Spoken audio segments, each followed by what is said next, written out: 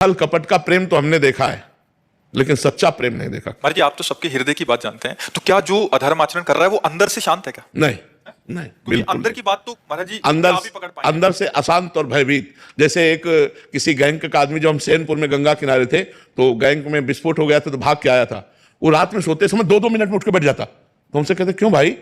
बोले मुझे डर है। तो जो दूसरों की हत्या किए हुए, जो पाप किए हुए, वो चैन से सो नहीं सकते, चैन से खा नहीं सकते, उस मतलब चैन से 1 मिनट नहीं रह सकते। केवल बाहरी रूप तुम्हें दिखाई देती कि लांग बूट पहरे, राइफल लिए और बड़ा ऐसा। फायदा क्या हुआ महाराज? तो बस यही तो जीव का भ्रम है, यही जीव का भ्रम है। वो फायदे के लिए अगर समझे तो भगवान का मार्ग है। ये तो अच्छे, यही रोड के किनारे पड़े हैं, ये क्योंकि वो अधर्म नहीं कर रहे हैं ना, इसलिए वो रोड के किनारे चैन से सो रहे हैं। और वो गद्दा में भी बैठकर चैन से नहीं सो पा रहा था, 2-2 मिनट में उठ के बैठ जाता। कोई आया क्या?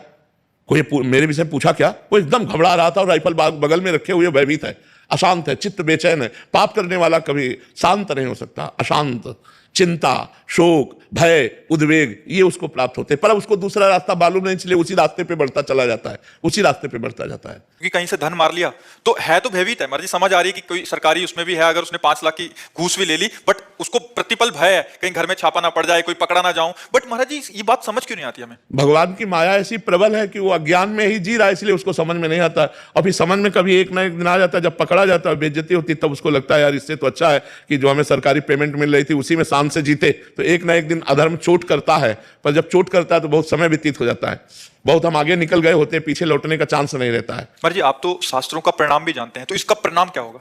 नर्क, अन्य पशु पक्षियों की योनियों में जाना, भयानक रोगों से ग्रसित हो जाना, और इसी जन्म में परिवार में भयानक अशांति फैल जाना। ये पक्का बात? पक्का, बिल्कुल पक्का है। अगर आप घूस लोगे, अधर्म का पैसा लोगे, तो आपका परिवार कभी सुख चैन और शांति से नहीं रह सकता। आपके लड़के, आपके परिवार वाले ही आपको उसका परिणाम दिखा देंगे कि आपने जो कमा के दिया है वो अशांति और दुख का कारण है, अशांति और दुख का कारण है।